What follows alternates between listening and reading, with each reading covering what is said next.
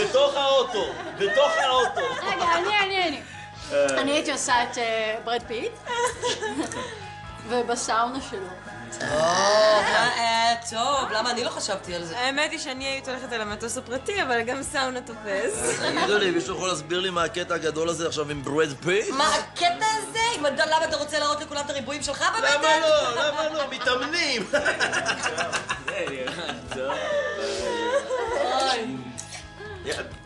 יניב, תורך. את מי זה די פשוט, הייתי עושה את סוזן סרנדון, ובסוויטה הנשיאותית בפלאזה בניו יורק. טוב, דורית, לפחות את יכולה להיות רגועה עם צעירונת, הוא לא יברח לך. תראו מי מדברת, זאת שעולה שון קונרי. I come from Scotland. מה? שון קונרי חצי. I come from Scotland. הופה. איחרתי, נתקעתי בעבודה. בוא מהר. אוקיי, כולם אומרים... רוצה? את מי היית עושה ואיפה?